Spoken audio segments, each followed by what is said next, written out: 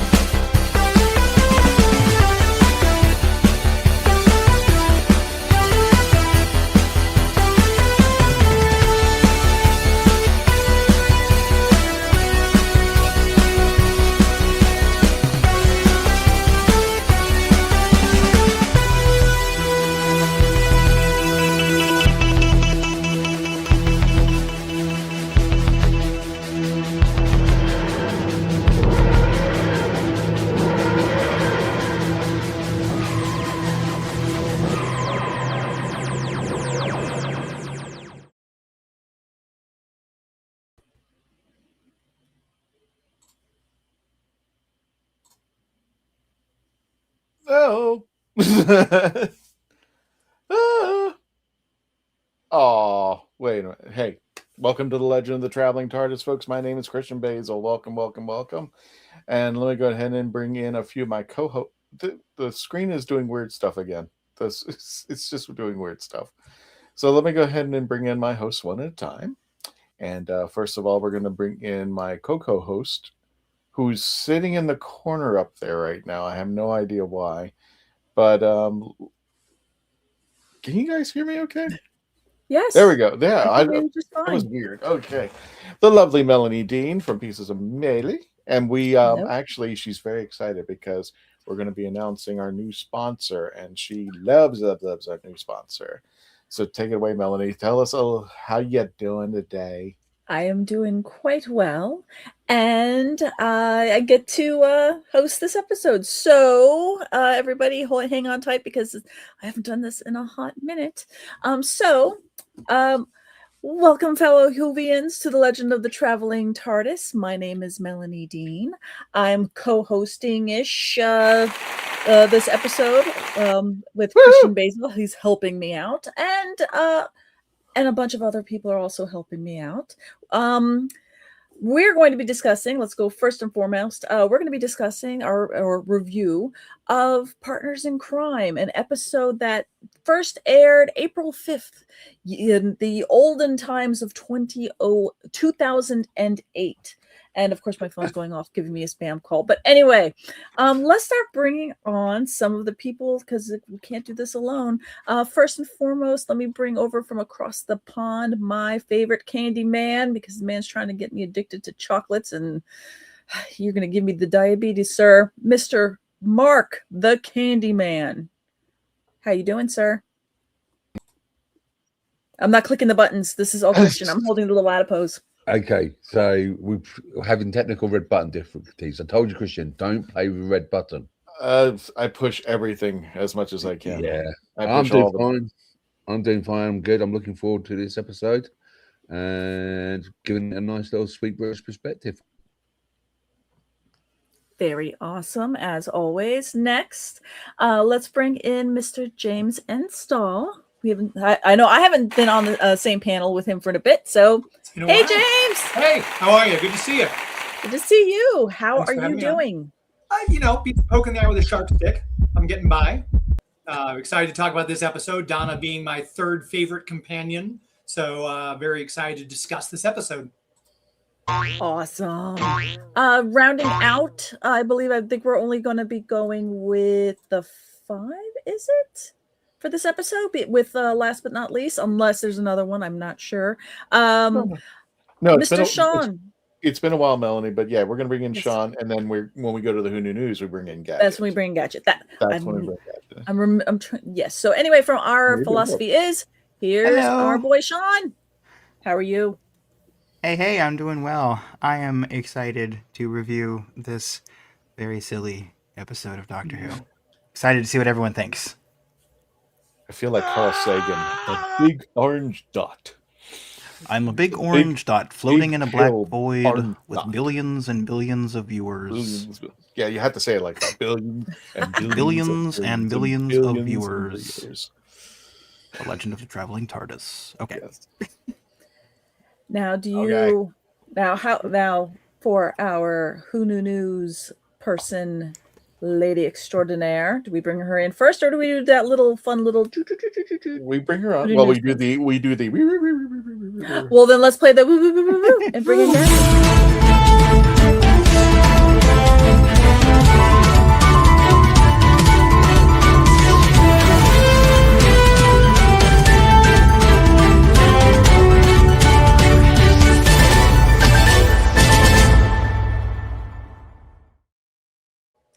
Hi guys. Tong dong dong dong. I'm praying StreamYard does not do any updates while we're doing this, because I have the perfect shirt on for it and everything, and it says, "Is it Friday yet?"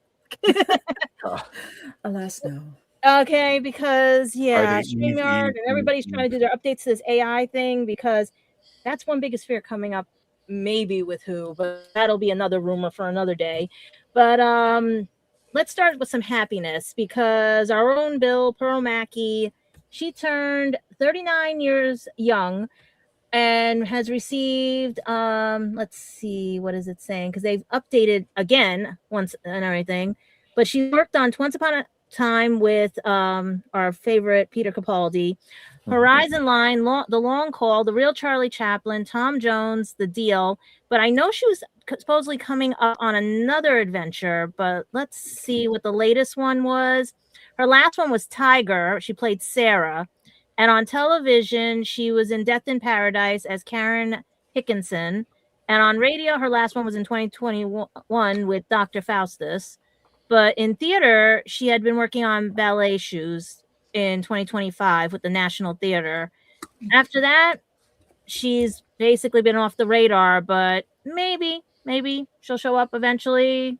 She was a teardrop in the eyes of her, never know. But she got married a while back, so I Mhm. guess maybe she's extended the honeymoon out. So And don't blame her, because you know what? This industry is getting stranger and stranger. She can. I hope the send her Pope interrupted her marriage. That would be Yes. great if the Pope walked in Well, the during her Pope marriage. declared AI basically against religion and the doctrine and stuff. So, imagine she sent her agent while she was still on honeymoon.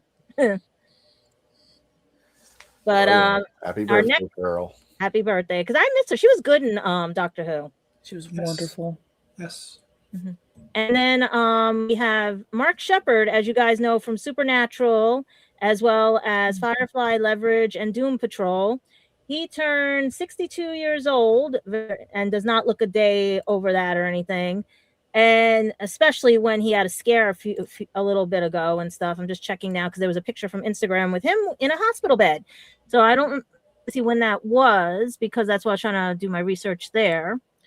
But he was actually born in London, and you could never tell with the accent and everything, because I thought he was more northern. Let's see. The last thing he he's does done, an American accent for the Yeah. the astronaut and the moon episode, which is good. Yeah. and his dad shows up as his Mhm. future self, so that was kind of cool. Yeah. Yeah. So the last thing he did was for television.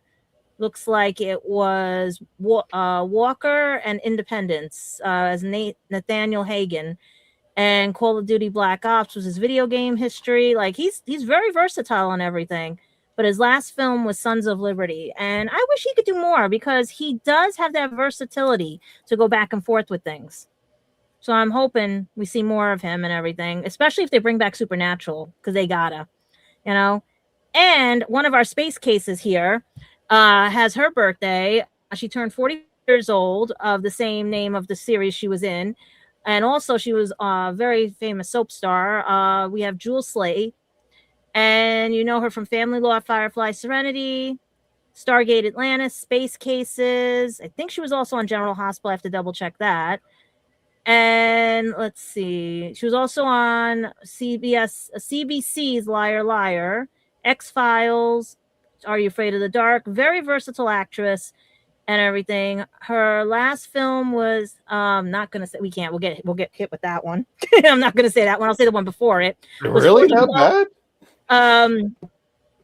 Yeah, it's that bad. Okay. Just look up the name Casey Cranston. Okay. It was in 2015. That was her last film. And basically, there's to be announced because she might be returning to Firefly the animated series as Kaylee Fry. So I was kind of let's see what disappointed when I heard it happens. was animated. I was just like, really? A lot of But good I things are feel animated. good. They made numbers at the box office, especially when they have a demon and a slayer in them. You never know. Anime could do anything, you know, animation. Because if they're going to go AI, why not just do animation now? Well, they have more know? flexibility, and I know they're a little bit older than they were back Mhm. then, but I thought it'd been better if they just picked up where they left off as they are now. And I know Ron Glass That is show picks up where they left off besides one we're on, I think, or soon to be talking about. That's true, Christian, that we lost Ron Glass. Yeah. So we don't have our shepherd. I loved him when I'm growing up with him on Barney Miller, and I think I'm one of the few people that actually loved the new Odd Couple. He played Felix Unger to Damon Wilson, and Damon Wilson, if anybody remembers, probably don't know much about him, but if anybody remembers Sanford and Son, he was actually Lamont, and he plays Oscar Madison, and I thought that was a good combination. It didn't last too long, only because they decided they were a good matchup. They were an excellent matchup. The only problem is that they were recycling the Jack Klugman and Tony Randall scripts for them, and it was just like, well, it's just the same deal. But yeah, I wish that'd be cool. Ron Glass is a loss. But we move up further because we have another legend that enters our stage, who turned 78 years old today.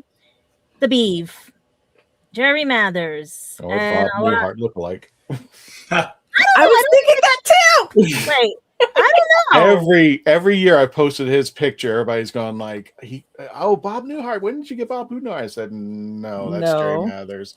He just really aged. What if he has a distant cousin? You know, Ancestry.com. Possible.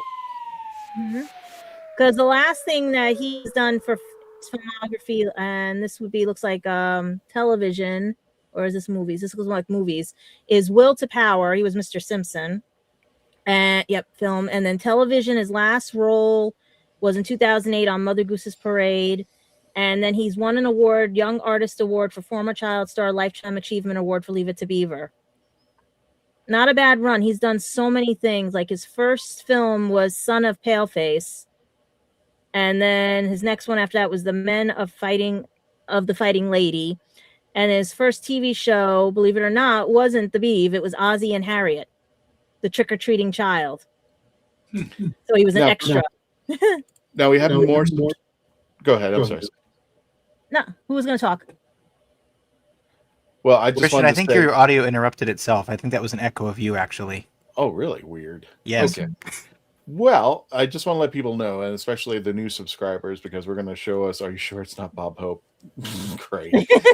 I'm sure of it. I just want to let people know that when it comes to the traveling TARDIS, because people were asking, it was like, when was Jerry Mathers in the show? When was Jewel Staten in the show? And I was like, well, it'd be great if both of them were in the show at one point.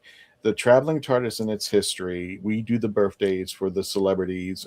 I mean, we do the birthdays for like John Pertwee and Troughton and William Hartnell, especially those folks who are doing the show. But for when it comes to the traveling TARDIS, anybody who's come in contact with that TARDIS, they get to celebrate each birthday that TARDIS just floats around. And we've got quite a few of them, and there will be quite a few more as we go around. Bless you, around the WHOniverse some more. We do have some surprises coming up for Dragon Con. Okay. It seems 3 of our Whovian family is going to be there, as River, Tennant, and Rose will be at Dragon Con this September. So I don't know if you have the pictures in there. Did I send them to you guys? It was just posted late last night as I'm trying to go through everything. They keep updating their page. I'm looking at it right now. I'm trying to see if I can see the thing, but they haven't put the pictures on their guest list page right now. Only their names. And I'm just trying to see if I can get to David's right now. Let's see. Tennant. Yep. David Tennant, Scottish actor, best known for role as D.I. Alec Hardy in Broadchurch, 10th Doctor in Doctor Who, Kilgrave and Jessica Jones. Yeah, they're just giving them the updates on there. So if you guys want to check it out and see what the package deals are for pictures and everything, I would head over to Dragon Con, because also Bristol Con in the UK is also going to have Jodie Whittaker premiering at that their convention. So I would keep tabs on that, because a lot of people have been canceling lately. So let's see what happens. But I'm going to talk about the saddest and the craziest, because the craziest is people are reading into Russell T Davies' answer to what's going to happen with the Christmas story. But before we go to joy, I'd rather talk about something bad, because I know some people, it's a touchy subject for them and everything, but John Barrowman's mom had passed away, and he is offering on YouTube and Facebook. Believe it or not, it was today. If you guys wanted to see, actually, he posted it. Today was the cremation of life, and on June 8th at 12 noon Pacific time, 8 p.m. UK time, they'll stream live on YouTube and Facebook her memorial service. So if anybody is a fan or has wants to pay respect, please do so. You can go there. There is a donation. I think it's for Women Said and Planned Parenthood as well.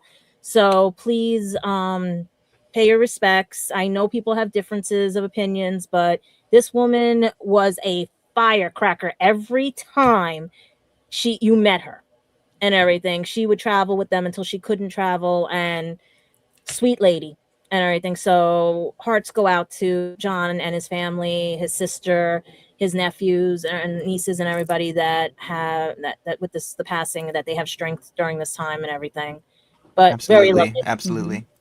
Okay, so let's get to the joys of Christmas, because people keep reading into. Hang on 1 second, Gadget. I just want to bring this up, and then we'll jump over there. Billy, get a hold of Dan. He's in the chats right now, so he needs some barbecue sauce. So just want to let you know. Oh, okay, yeah, no, that does make precedence. Yes, just get a hold of Dan as soon as you can. Dan, the man.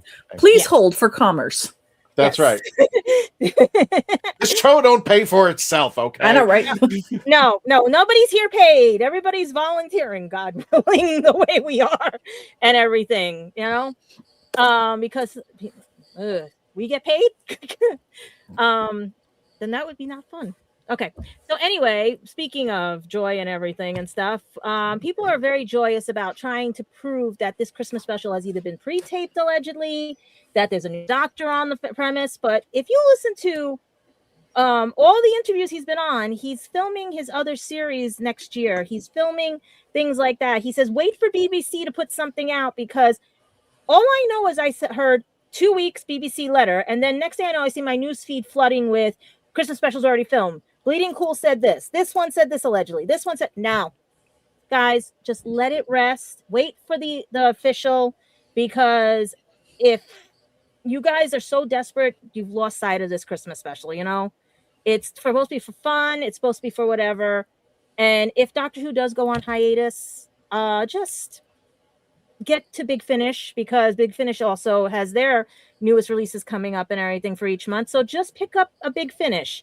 They used to, I wasn't privileged to them, but they used to read the books during the wilderness years and everything. Now they have the CDs, and there's old DVDs you could go re-look through, but don't keep reading into things that are like meant for anniversary things, or they may be hints, they may not be hints. But if I had my way, it would be called a Wonderful Life type of TARDIS, or a Wonderful TARDIS or something, because I want to see them go back in time, like I've been saying, Christian, to when she regenerated and it was all a dream.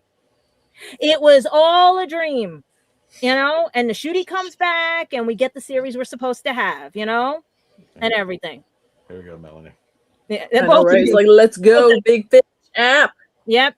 Streaming, baby. Yep. I just got privileged to Big Finish thanks to Christian, because for me, Big Finish seems like a hard thing with my dyslexia. So there were a few episodes you did offer, Christian, that actually were okay, but except for that first one.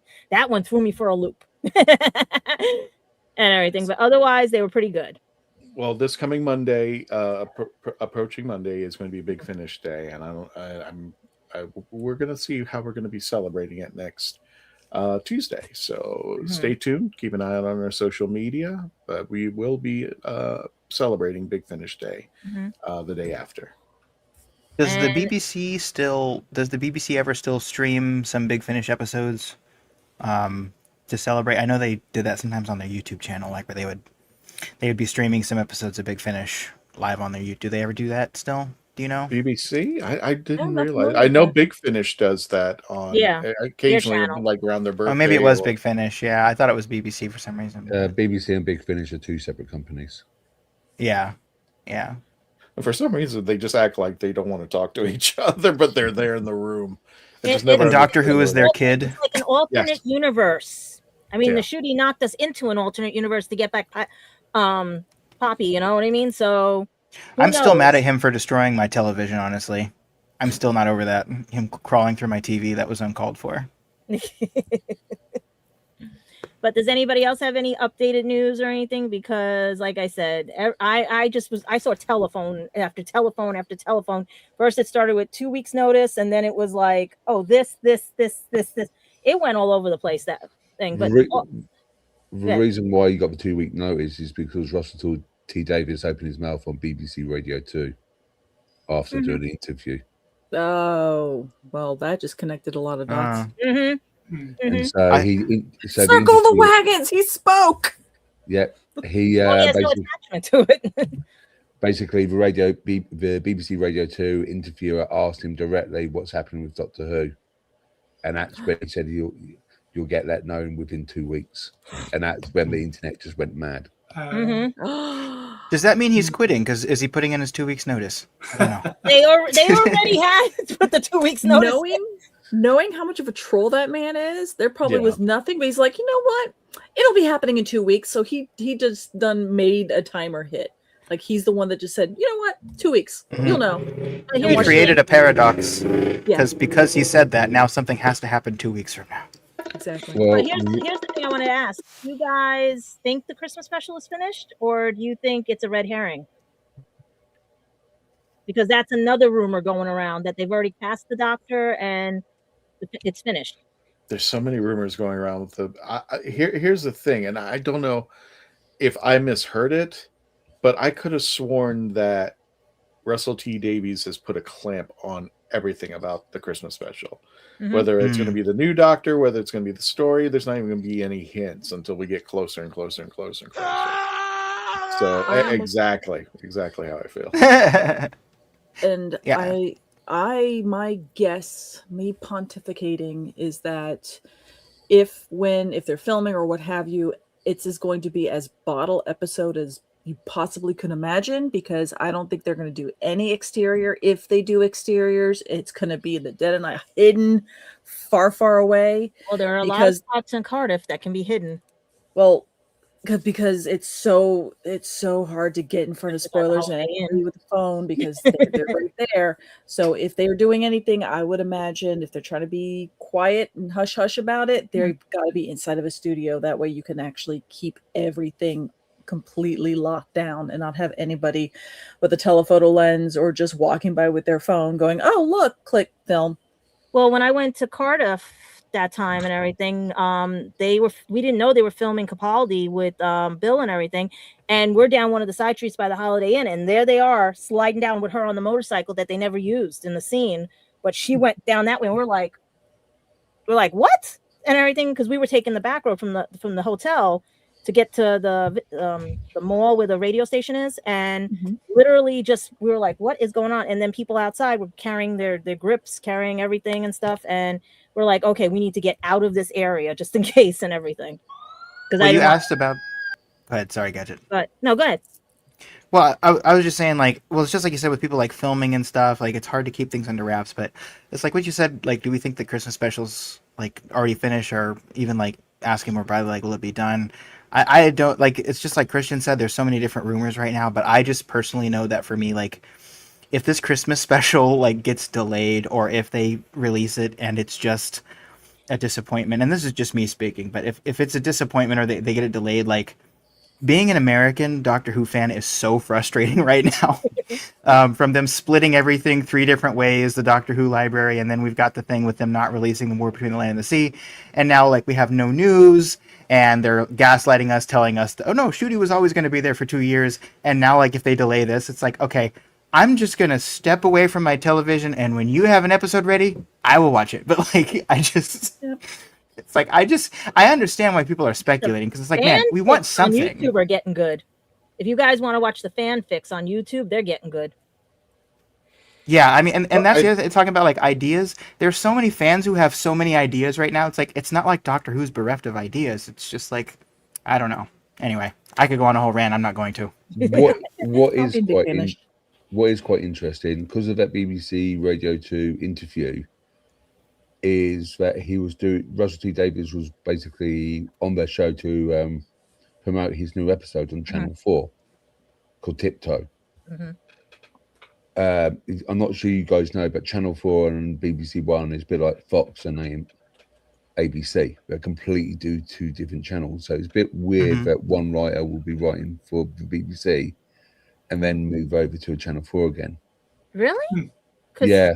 Here we have like shows airing on CBS that are actually filmed in ABC studios and vice versa and everything. But we're like 2 separate entities. Like, so it'll be like Fox and Paramount, for example, completely opposites.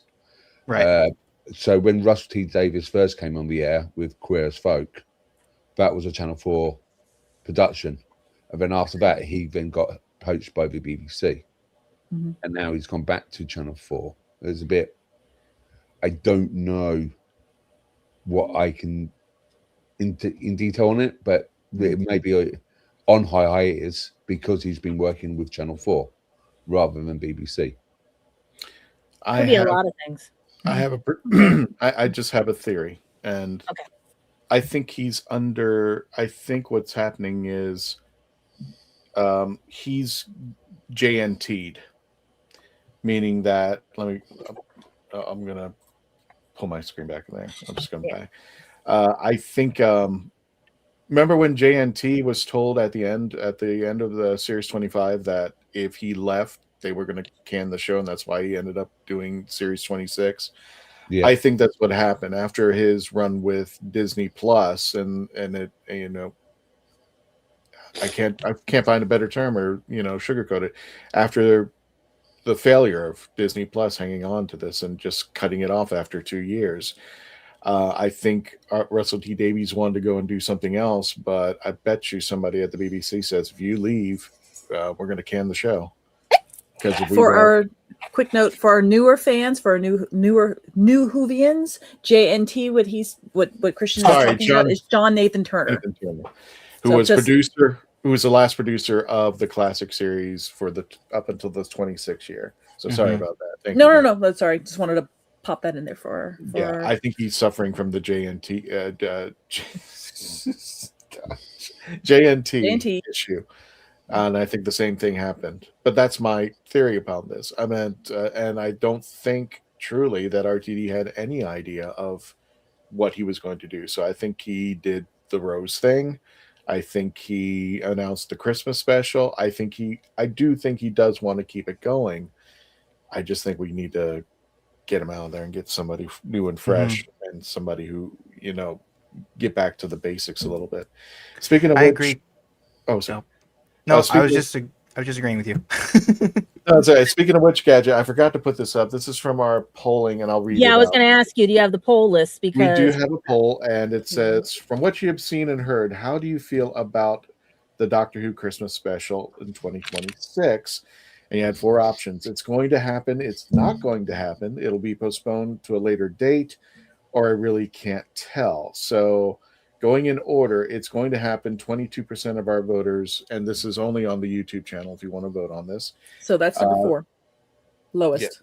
Yeah. The lowest, actually, really can't tell at 13%. Oh, okay. You're going from top to bottom. Sorry, I was going to top to bottom. Yeah. Okay. So 22% say it's going to happen. Okay. 16% it's not going to happen. But almost a majority of our audience said it'll be postponed to a later date at 49%. And 13, just like I really couldn't tell you anything. So and there was that chance that rumor was going on. It might be shoved to Easter. Then we'll have a bunny in the TARDIS. We've had We Easter should rely before. we should rely on our audience polls like Polymarket, basically. It's like Which is our audience is saying like 55% or whatever it's going to be. It's like, yep, that's where I'm putting my money at, you know. I don't know. And that's the bad thing is if it's postponed, usually the Christmas special is Christmas themed. It's not something that's themed, you know, that you can like, oh, the like we were having fun during the Jody years of when are we going to have a new season? When are we going to, you know, when's it gonna come out? And it's like, okay, will it be, you know, the beginning of the year, the end of the year, the middle of the year, but it was inconsequential. The actual date and season and, you know, timeline of it being, you know, aired, its air date didn't really affect what the episode was typically. Christmas is always Christmas. So for them to postpone a Christmas episode, I almost wonder that would be postponing as in the following year. Yeah, that's a good point. Which would be terrible if you don't know what doctor it is, or if they change doctors, or again, it's so timey-wimey. Wishy-washy, timey-wimey. Wishy-washy, timey-wimey. Kind of like a Husbands of River Song and Dr. Mysterio, I believe, were those the two episodes that were like a whole year apart. Yeah. Yeah. Except for we didn't get one this year. If that's the case, it would be even longer. A whole year apart. Yeah. Well, we'll see. Well, I mean, we're about to enter summer, and normally don't we get like an announcement or something that we know of, just a little teaser as we're approaching Christmas, something to just keep usually get the fans with the fan picks going through Cardiff and Swansea and where else? It's a little salivating and stuff. Yeah, we get them all going through things and stuff. Well, that's the thing too about what a lot of us have been saying about the budget. It's like, okay, even if you cut the budget by 75%, like I would rather just have something. Like I would rather have 25% of nothing than 100%, or 25% of something than 100% of nothing. Basically, and they're like, this is better, and it's like, it's not though, because there's nothing on the screen. I just wish they would do something. I just think Doctor Who's one of those shows where it's like it should just keep going, you know, even if it's a little difficult, even if it's a little bit lame. One of the podcasters and everything said it's in Cornwall being filmed right now. It was already filmed there, and I'm like, I don't know. All I know is that I'm waiting in 2 weeks, like they said. It could be today, tomorrow, whatever, but I want to hear what BBC has to say because they are the final gavel to, you know, judge and jury and executioner. The only thing I can think of is that because Doctor Who was advertised that it will be released at Christmas 26, it'll be classified as false marketing if they did postpone it. So I think they would be it because they have to honour it. And they can shoot in the UK, if you announce something, you have to honour it. Oh. We don't do that in America. No, we don't. So that's the only different thing. So it's more like, I'm not saying it may change, but in the UK, there's loads of like, if you're advertising something and you cancel it or postpone it, there must be a reason why, and you have to be let known. Is there repercussions if they don't do it? Is there any what happens if you don't? Some depends who's in part of it. The problem is BBC is still technically a public company. It's paid by the public people. It's basically a breach of contract, right? Yeah, sort of thing. Yeah, kind of like PBS, you know, like on Honest Trailer, they called BBC Fancy PBS, and I agree with that. But with PBS, you don't pay for it. It falls into two brackets: minor breaches and financial breaches as material or repertory breaches in the UK. There's also time limits under the Limit Act of 1980, as well as duty to mitigate. Is that the word? Mitigate. And then there's a termination right if the breach is considered a vital term, if a specific clause allows it. And basically, do they have a clause to It's not a Santa Claus, but do they have a clause to cancel Christmas? Well, we're going to have to wait and see. Yep. 2 weeks. 2 weeks. Allegedly. Yes, in 2 weeks they will gaslight us again, and we will be very happy. Okay. So yeah. So anybody else had any other news for the Who Knew News? Because I'm waiting my 2 weeks to unwrap a present. So let's see what happens. I think we're good. Melanie, do you want to take us out into the commercial break, or did you want to go ahead and do the ratings? Whichever. You are the host. You tell us what you want to do. I would say let's go ahead and get everybody's ratings first, and then we can go into the commercial break because that'll let everybody, all of our people in the audience, kind of give them time to put in there what they personally rate Partners in Crime. Again, this is David Tennant's run, so the 10th Doctor's run. This is his third season, and this is where we get to have Donna Noble show back up. So we had already gotten her introduced the first time around during The Runaway Bride, and now she's back and Partners in Crime. So I guess I'll start kind of clocking around. You know what? No, I'm going to start with Christian. What am I doing here? Now, I'm the host. I can start with Christian. Whatever Candyman has, add 2. That's how I'm rating it. Whatever Mark has, add 2. So officially close out the news, Christian, right? Officially, news is closed. Let's get the ratings. We'll close out the news and then we'll head right into it. But, okay. Yeah, we'll just add this. We'll just tag this. So Christian is Mark plus 2. I'm writing that down. So, okay. You want this numerically? I'm the host. I'm allowing it. I will give a rating. I'll give it 7.5. 7.5. So okay.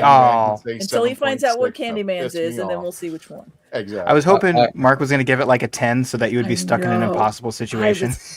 I was going to go negative. So I was going to go -2, so you put them to 0. But Candyman. I was actually going 7.5 as well. 7.5. So Christian's now at 9.5. Perfect. But that would not be me. So it'd be 7.512. So you're going to go 7.5. 12. Candyman. 1, 2. Right. He's adding integers along the way too while he's at. Good lordness. Welcome back, Sean, darling. Yes. What is your rating for Partners in Crime? I'm going to give it an 8.5. Awesome. And James? I am also giving it an 8.5. Hey, you can't take mine. Apparently everybody's taking each other's. Yeah, right? Those rules weren't explained to me. I'm sorry. Well, you should know. You can't take mine. No, I'm just kidding. Gadget? Well, to quote a Teenage Mutant Ninja Turtles movie song, 9.95. 9.9. Ooh. Okay. And Sean, I'm surprised you know that song because it's very old. No, I was actually just surprised at the 9.95. Like that's, and I'm so like dying to know what you took the 0.05 off for. I really want to know now. I know. So, I'm going to do what Christian usually does and not give mine until the very end because I have unlimited power. But until then, let's finish out the news, put the little, and then go to commercials.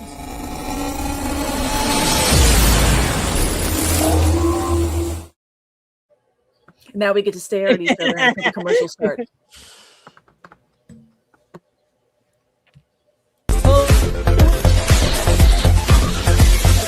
I didn't listen to that voicemail. I'll tear open that letter you sent. Don't you tell your friends I want you back. I gotta leave you now and unread because you've already said those words that switch my heart to dead from loving you. So you'll stay ghosted and I'll stay focused on sewing clothes. The spell stays unspoken, a dark silhouette of a Mott man and broken. Right down, I didn't listen to that voicemail, a TikTok, that story you sent. Don't you reel me in to get me back. I'm gonna leave you now. Are you tired of toxic fandoms? Do you wish we could go back to being happy? So do we.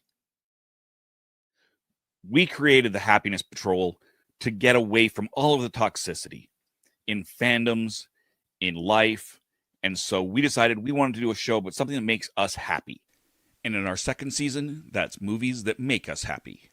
So join myself, Cameron, Scott, Jessica, and Melanie on Happiness Patrol at youtube.com/@happinesspatrolshow.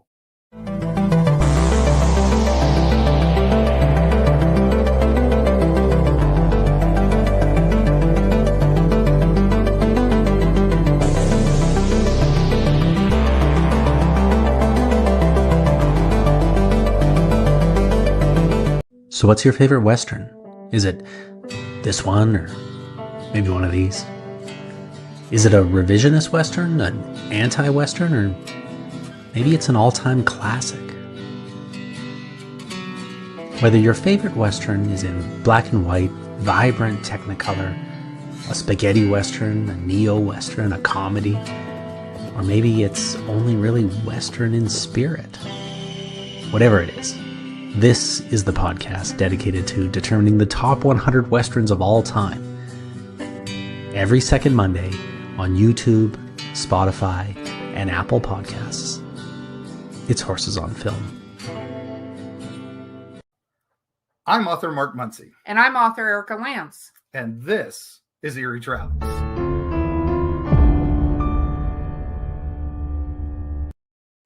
Greetings, travelers. Join us as we travel through folklore, myths, monsters, legends, and dark history. Now, we'll be your guide to the spooky side of reality as we discuss cryptids, paranormal, and all things preternatural. Sometimes we find the truth is way scarier than fiction. We're on twice a week on your favorite podcast platforms, including iTunes, Spotify, Amazon, and YouTube. We have amazing guests from all of the areas of the strange and unusual, including witnesses, investigators, and more. Yeah, with Erica's curiosity and ridiculous array of pop culture and true crime knowledge. And Mark's decades of experience diving into folklore and the legends with the truth that's behind them. Yeah, so join us, travelers, as we take you to the edge of reality, and we'll see you on the other side.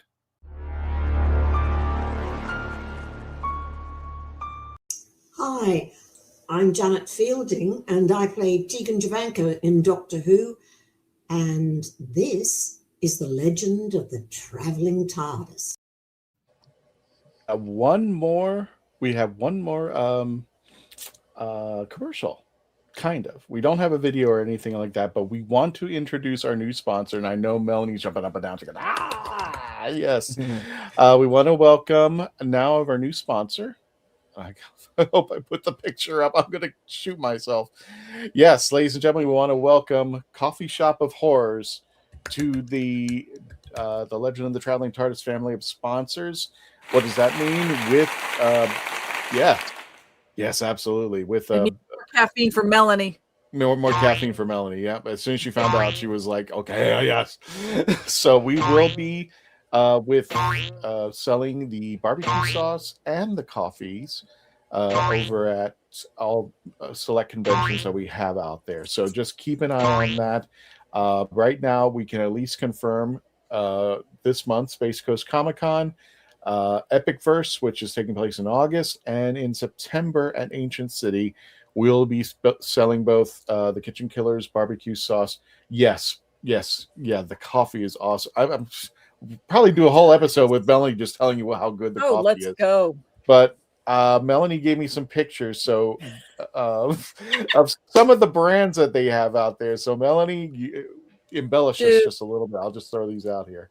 Okay, what's going on here is these photos is the reasoning, is the culmination, is what happens when Christian Basil puts in the TLTT chat that, hey, we got a new sponsor. It's this. And I run to my pantry and be like, bro, do I like this coffee? Have I heard of it? And I proceed to spam people in the chat of every of the 5 that I could get my hands on real quickly of the coffee that I love their coffee. Their coffee is so amazing. I've tried their coffee eons ago at Claremont Comic-Con when that was a thing. They roast their own coffee. You could get it in whole bean, or if you need them to grind it, they would do that.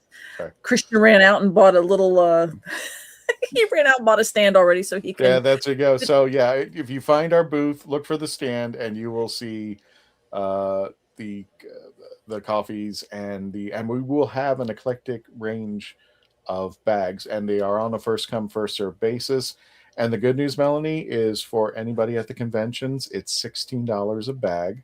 It's wonderful And pricing. that's all I'm saying is that's a lot cheaper than what they're offering at the theme parks right now. A lot cheaper. So, and we will have them at a limited quantity. So if you want to get a bag, come on up. Yes, we do take card and we do take cash. So, but look for the little stand that I just recently got. A 2 Melanie approved coffee. There we go. No, you're going to be finding that stand empty because this Melanie is going to end up purchasing them all. I'm just warning y'all now. Scary truth. Now, Melanie, which of the three that I put up here, which one of these is your favorite?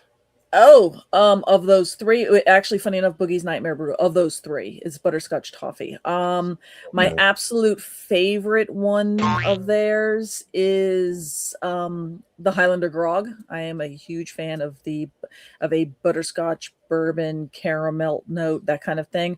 I tend to flavored coffees. I really like flavored coffees. I brew them. I will brew them and then I go iced with no sugar, I just drink them black, iced, but I think their flavors really are pronounced. It's not a bitter coffee. As you can see, there's a lot of flavors. They always hire local artists, or I'll have different artists do the artwork on their bags, which is always really, really sweet. But they do have also other brews, dark roasts, other type of blonde roasts, other kind of coffees as well. So if you're not a fan of flavored coffees, shame on you. That's my own personal thing. Their coffee is absolutely wonderful. I'm looking at their webpage right now. Yeah, they were a staple of the Central Florida staple of comic conventions. They were at MegaCon for a long time. They used to have pre-COVID. They had coffee shops. They had one in Claremont. They had one in Montford. I thought they had a third one. I can't remember. But yes, I am a huge fan of their coffee. Yep. I'm clicking on that's also my favorite. Must be a Melanie thing. Heck yes. Can't go wrong with butterscotch and bourbon. I know. I really like their grog. It says it comes in a 5-pound bulk bag. Yeah, you can get it bulk. You can get the smaller bags like this. The smaller bags I kind of like if I get it ground, that way I can just kind of do it little, or I try to grind it myself so I can go little by little. I mean, wonderful, wonderful flavors. I don't know if you had the Snow Whites, caramel apple was in there. White Russian is a wonderful one. Yeah, I can keep going. Go on their website. Do we do things which are not coffee? Here. I don't think they do tea. I don't. No, I asked about that. No, they don't do tea. I think it's all coffee, but. Just to let people know, when we're at the conventions, you can go on their site, and we just put the link in the chats. So whoever's playing with the soundboard, they need on God. I know. Never mind. So anyway, if you decide to go, you're more than welcome to go to their website, and you get you get to pull out what you want, see all their eclectic flavors. There's some stuff that they're going to have a sample throughout the months, and we're definitely going to give it a shot and try them out there. But if you want to save on shipping, and you just happen to be in the Florida area, one of our cons, it's just $16 a bag, and we give it to you straight out there, and it's fresh. And all these bags that we're going to be getting, they're already grinded. Unless you can actually pre-order with me, traveltardis25@gmail.com if you want to pre-order ones, if there's something special that you want. But let us know at least a week in advance so we can have the guys over there make the bags. because they do a great job and they put a lot of heart in it. Just like Kitchen Killer's barbecue sauce with Billie, it's made locally and it's really tasty. And Melanie can attest to it. Absolutely. And she bleeds coffee. and it's a standard. If you're the type of person that prefers it to be ground, the beans not to be ground, just know that they use the standard coffee bag, so that if it's a ground coffee, it has the little nozzle that will let oxygen out of the bag but not in, so that way it's always staying as fresh as possible. But yeah, these can last you, I think, 6 to 8 months, I think, unless you're me, and then you're gonna run through them faster. But anyway, I'm with this Melanie. I joke, my blood type is coffee. Nice. So yeah, get your bags out while you still can. We're going to be at all 3 of the conventions that we're going to be going to. We're going to have bags of these. We're going to try to have as many as we can. Our first stop will be Space Coast Comic-Con, where we're going to be testing out, see this, and how well we do. And again, if you want to pre-order, if you want to make a recommendation and say, Christian, I'm going to come out and get it, please let me know. Oh God, can you hear Summer barking? Yes, he wants to be on the show again. Pet alert. Yeah, sorry. Exactly. Thanks, Raj. Pet alert.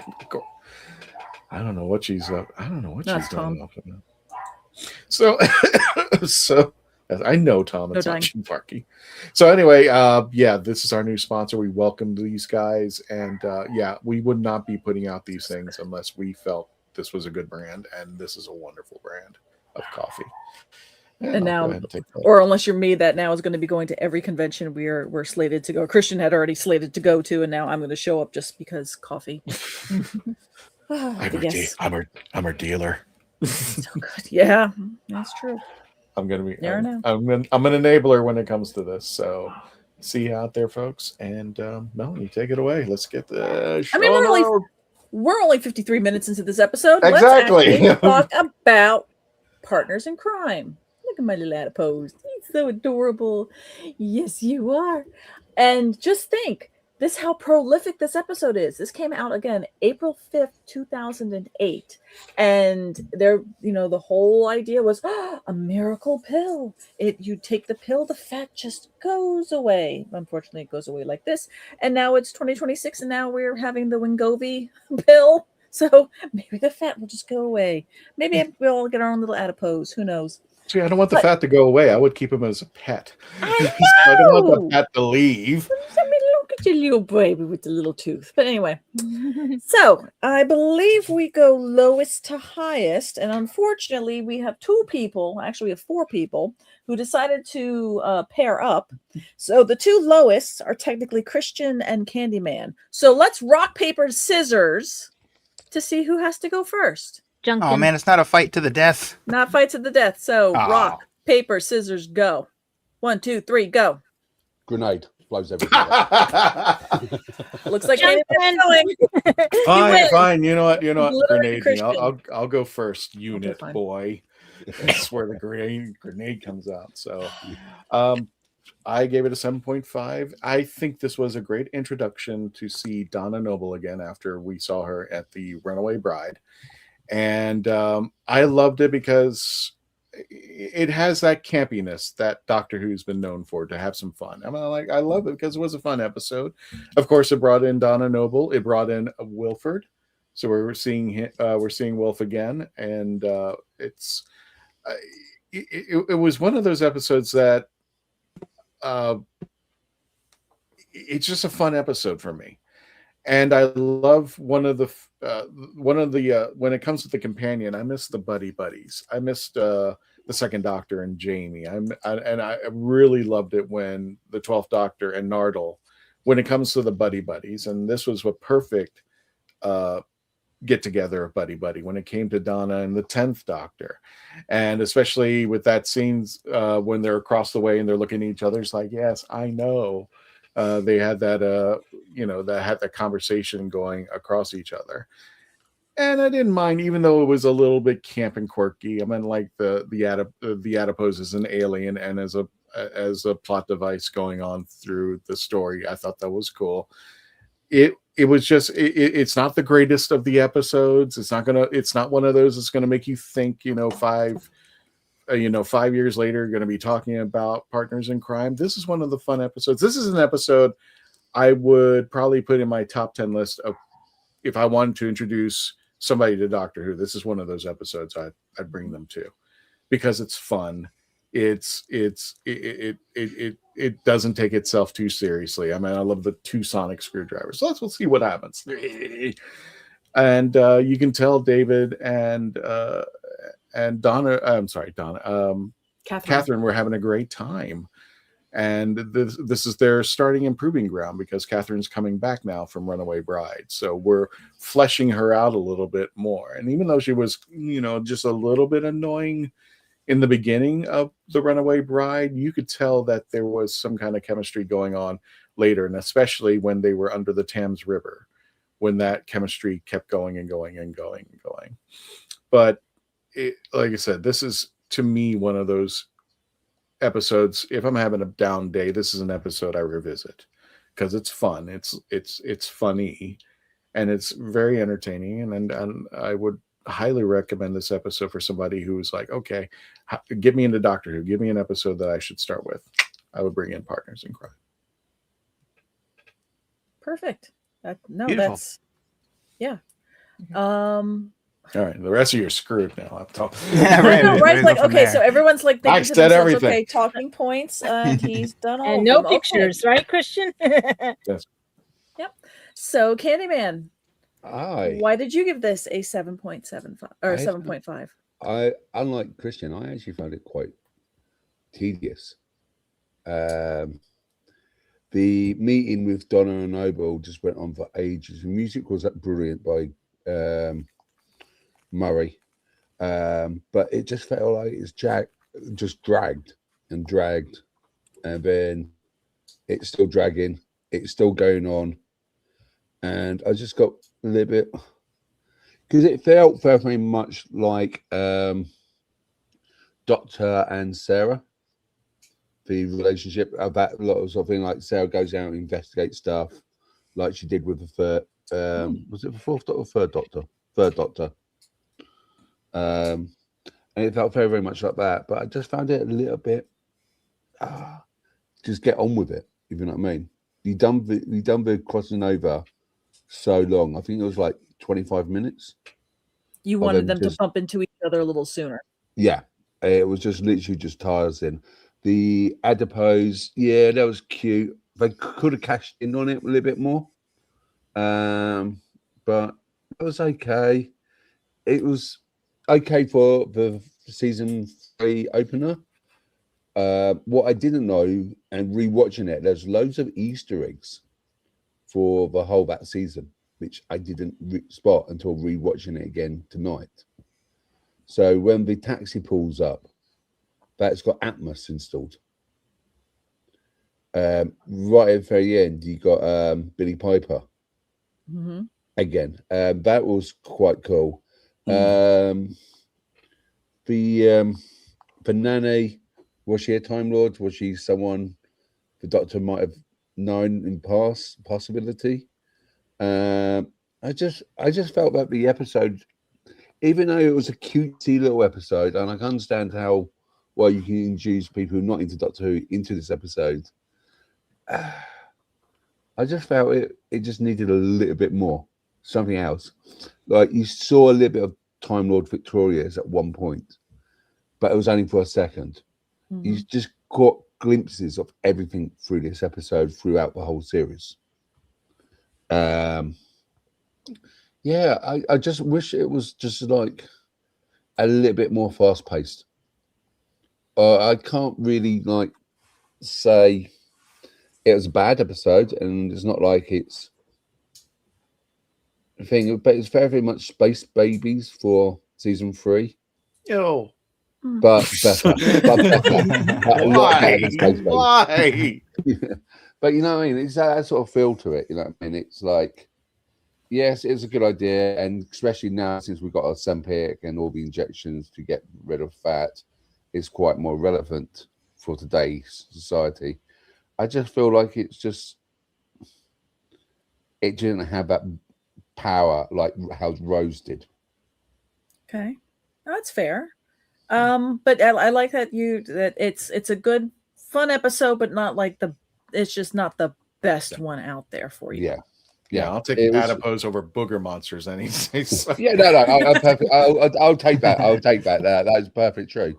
But it's not an episode I will go back and watch. Fair enough. Okay. You know what I mean? So instead of having Sean and James duke it out, we'll just keep going around the bend here. Sean, you gave it an 8.5. So we're slowly kind of working up and on everyone's esteem. Why did you rate it 8.5? Well, this is like super interesting because like I definitely can appreciate like Candyman's review and like how thorough it was. I think it's probably going to be a lot more thorough than mine is, but I actually have a really different perspective on the pace because I thought this was like snappy. I didn't have any moments where I was like, okay, I think this is dragging. And that's not to say that this era doesn't have those, because it definitely does. I mean, as much as I like, Voyage of the Damned, even Voyage of the Damned has some moments where it's like, okay, we're kind of doing the same thing over and over again. This, I felt, really, it has something going the entire time, I think, because right in the beginning, you see Donna and the Doctor both kind of doing the same thing, and that's intriguing, and then they have that conversation, which could have been really slow, but it's just like you're working out what they're saying, and then you have that snap to reality where you realize, oh, we're being watched, and then, you've also got the intrigue going with the little fat creatures, and I really think it works, and I was initially going to say that the creatures didn't work for me in this episode, like, as I was kind of starting the episode and formulating my idea of what I was going to say about it. I was going to say it doesn't work because the CGI is respectable, but the gag is so silly. But I actually think it does, because if you're going to do a story like this and keep it light, it kind of has to be this type of silly, but I don't think it goes over the top. Just like Christian said with the booger monster, to me that was too far. I was eating food when I watched that, and I didn't like it. I was eating cereal when I watched this, and it was fine, Actually, I was eating, you guys want to know something? I was eating Frosted Mini Wheats. So that's like the worst shaped and colored cereal you can be eating when you're watching this, because they look like the little monsters. But I'm having dinner after this, right? Yeah. I hope you have dumplings. Yeah, but it really isn't too far from me. Like, it really isn't too silly. I think it actually does work. And man, there's so much to love about this. Before I get into that, though, I have to say one negative thing, which is, and this is going to be just, close your ears for 30 seconds if you don't want this, but this is going to be a minor spoiler for, like, the rest of the Russell T. Davies era, basically, that we get on Disney. And that is, man, does that Donna story really take the teeth out of a lot of the other stories, because I was not prepared for how much foreshadowing we get in this with what's going to happen with Donna. And my heart was not ready to see Wilf again. I kind of forgot about that. I kind of forgot how much Wilf was in this episode. And, seeing Donna there as well. I mean, it's just, there's so much great stuff in here with foreshadowing, and you can see it if you really hyper dissect a lot of the lines, and then some of the lines it's really obvious about the foreshadowing, right, if you've seen the rest of the season. But I think the two of them really are the dynamic duo of this show. I mean, I really wish we would have kind of just stayed, with RTD1 and not really had an RTD2. Like, I love Russell, but like, I just think this era just, even when it doesn't work, it kind of works, But in the case of this episode, I just think there are some great moments that stand out as well. You mentioned the thing with the two sonic screwdrivers. That moment at the end with Wilf saying, go out there, go get him, girl. Like, that just, it almost makes you want to cry, right? And then seeing we do have a death in this episode, but it's very brief. Mm-hmm. It's not really lingered on. And then you get the real kicker at the end when you get Rose there. And I remember, if you guys remember watching this the first time, where Doomsday was still a fresh wound. I mean, Doomsday is always a fresh wound, but this was only a season away from Doomsday, right? And it really just, I think it was a perfect bookend to this episode. There were a couple moments, though, that also kind of made me scratch my head. Like, the moment where, what's the name of the nanny lady? What's her name? Oh, hang on. Mrs. Foster. Yeah, thank you, Gadget. When she says, "Are you threatening me?" I was like, Master Jedi. Like, I couldn't help hearing that line in my head. And then at the end, like, the math wasn't mathing at the very end, because she said, prepare for birthdays, 1 million birthdays. And I'm like, wait a minute. This is 1 million people and you're going to kill them, which means it's not just going to be one, which means every single one of those people is going to make multiple of the adipose monsters. So it's like, okay, I don't really think they thought through that line very well. And then, of course, you get the Doctor about to be executed, and he goes, wait, which, you know, if you're trying to kill the Doctor and he says, wait, just do it, because you know he's about to do, like, every series of the show, he does one thing like that. This goes back to, like, John Pertwee and Tom Baker, where they're like, wait, and then that's when they escape. So, you know, there were little tiny things like that, but I just think overall this whole thing, it flows really well.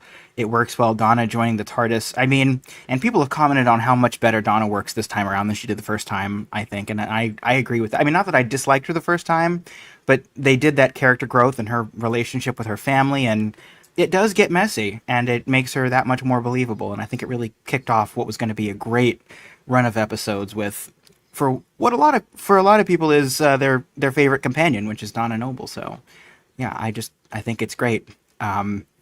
I guess I'm just taking off a little bit because it's not the best of the era, but that just shows how good this era really is. Mm-hmm. So, as we keep going along, I'm just not to spoil myself, but no, I agree. I really do think that this was a great way of reintroducing another character, or a character we've already seen. And if you hadn't seen Donna already and you wanted to go back, oh, look at that photo, I guess that could be a quick, anywho, bring it back up. Bring it back okay up. Okay, because I was gonna say that was there's the segue photo. There we go. So here is the next, so I'm just gonna cut myself off and just go on at the very end. Segue. So James, yes, you also gave this an 8.5, and here you are with the lovely Catherine Tate. And, yes, our favorite Donna Noble. So why did you rank this as an 8.5? Before I get into my ranking, the story behind that picture is I asked her if we could do "Am I Bothered" faces. So that's why we're doing the "Am I Bothered?" But I had nothing for her to sign. All I had was a Doctor Who Adipose Funko Pop, and I said, "Would you sign this for me?" She looks at it. She goes, "Are you calling me fat?" Because I had her sign the Adipose, which was hysterically funny, and everyone in line cracked up at her because she's brilliant. But for this episode, I liked it because it was a perfect reintroduction. You didn't need to see Runaway Bride cross paths with. They kind of set all that up without forcing you to wonder who this was. They introduced the character again in a compelling way. It's something about Doctor Who, especially New Who, where the female villains they bring in are just so good. So like the nanny in this one, Madame Kavorian from the Matt Smith run, or Sylvia Noble is another female villain from Doctor Who. But they've got these female villains are always so good. And that's one of the things I liked about this episode was the villain, because she was charismatic and almost charming, which is good to see in a villain. It's not just some grand, I'm going to take over the Earth kind of plan. So I liked seeing that aspect. And then the chemistry between these two is just undeniable. There's a reason why when they decided to reboot the show with Russell T Davies, they brought back David Tennant and Catherine Tate, because it's just unmistakable chemistry as soon as they hit the screen. So it was fun. To Christian's point, this is a rewatchable episode. There's enough sci-fi in it. There's enough classic beats of Doctor Who that you can enjoy it for the people who are fans of the classic series. And then it's a great jumping on point for the New Who as well. There's little nitpicky things that drops it down to an 8.5, but there are very few perfect 10s out there. I'd say probably the closest for me to kind of give a gauge about where my higher ranking episodes are would be Midnight, is a nearly perfect episode. So this just lacks a couple little things, but I think the Adipose were cute. They were great. Like I said, not every villain has to be a take over the world. Not every monster has to be terrifying and 8 feet tall with teeth stuck to their face of the villains they've defeated in the past. So yeah, that's my reasoning behind the 8.5 for this episode. Brilliant.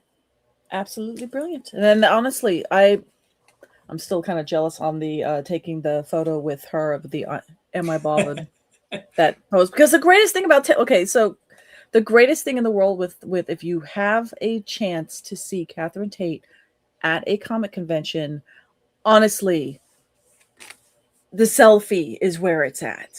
Because was this the only photo that you took, or did she have a tendency of snapping multiple? We did several. Yeah, she did several with me. So yeah, that was just the best one that I didn't look as goofy in. So I tend to look very goofy in photos. I'm like, oh, this one I actually look semi-normal. You're like, oh, look, I'm human. Yeah, that's me talking about myself. So I absolutely understand. But no, that's the quick little note of, if you have that chance if you meet her in person. She also, same thing with John Barrowman. They're very similar in the, if you ask, you want the selfie, it's like $40 or what have you, and they will just start snapping photos. Yeah. It's a much different atmosphere than the paying for the next, take your photo, and you got to move. Exactly. So you've got, enjoy your 5 seconds, go. But no, I so far with everybody else, I agree that this particular episode with Partners in Crime, it's an episode that I like to rewatch for the most part, other than Candyman. But I love rewatching this one. I like the pacing of this one. And as other fans have mentioned, that the Tennant and Tate kind of combination, some people, yes, they find Donna Noble annoying. I'll respect that. I don't agree with it.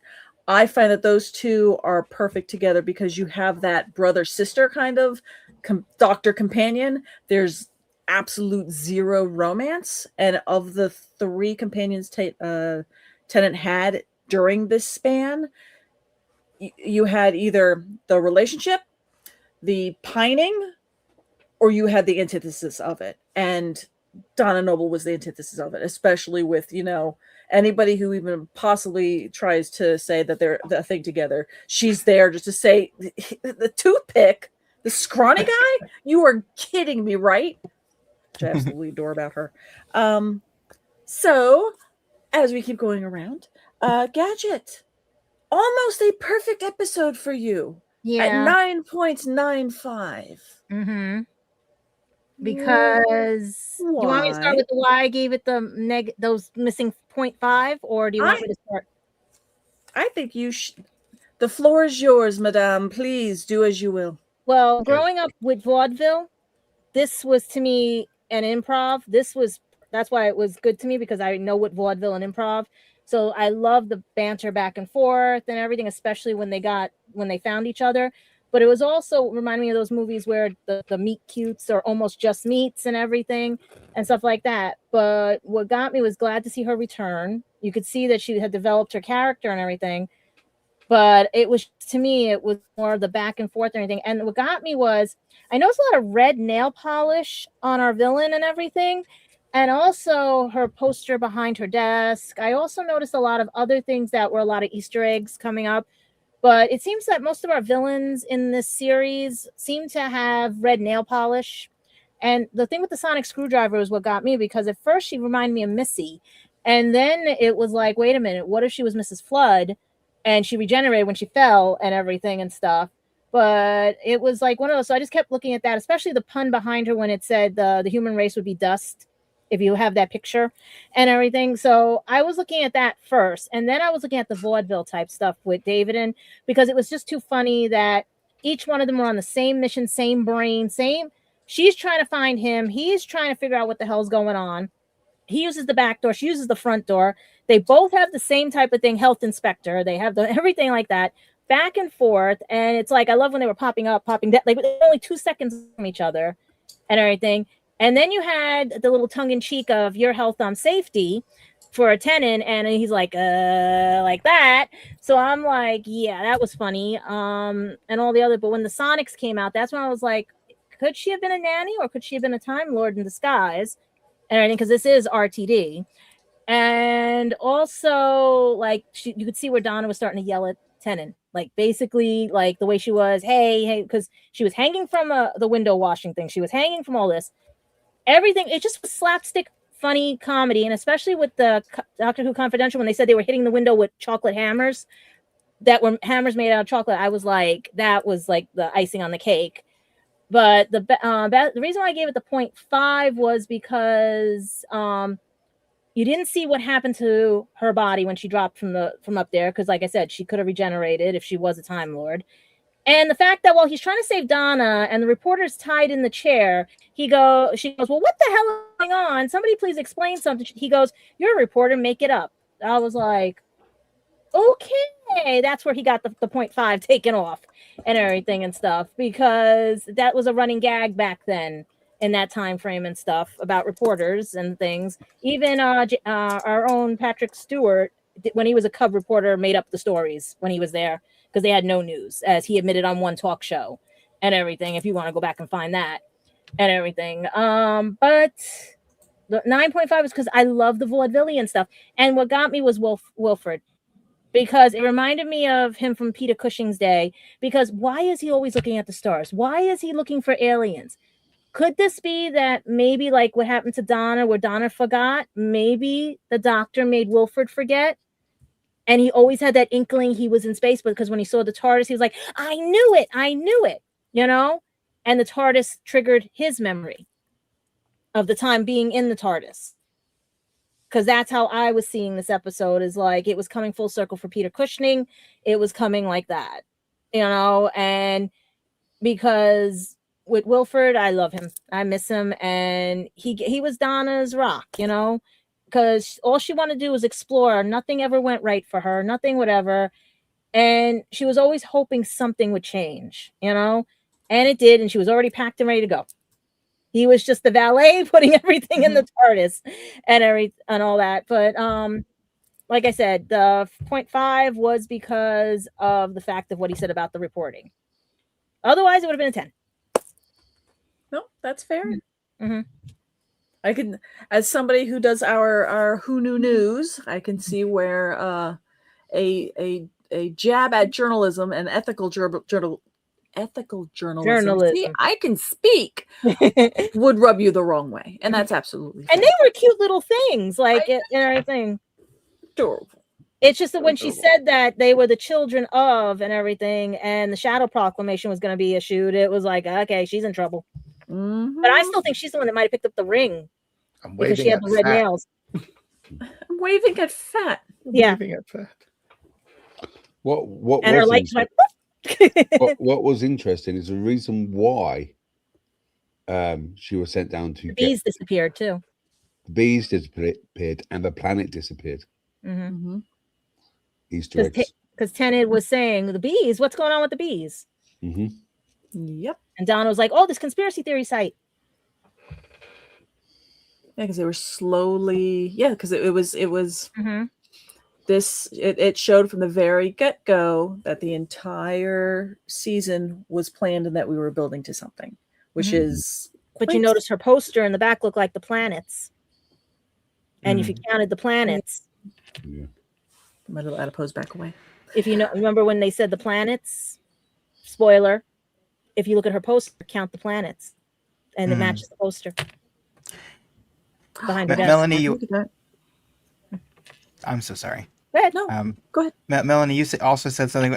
I didn't want to interrupt Gadget's review, but you like when you said that thing about like the like not the skinny man. I forgot about that line when she's like, "You just want to mate." Like I completely forgot about that line. Mate with me. You want to mate, and he's like, "No, a mate, yeah." This was mate with me, sunshine. Yeah, mate with me, sunshine. And I didn't like that's the vaudeville. That's what I love about vaudeville. It's like you go back and forth with each other.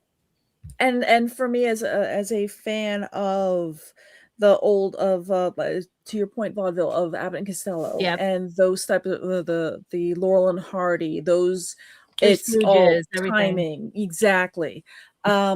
Having them cross back and forth so many times, I see Mark's point of the get on with it.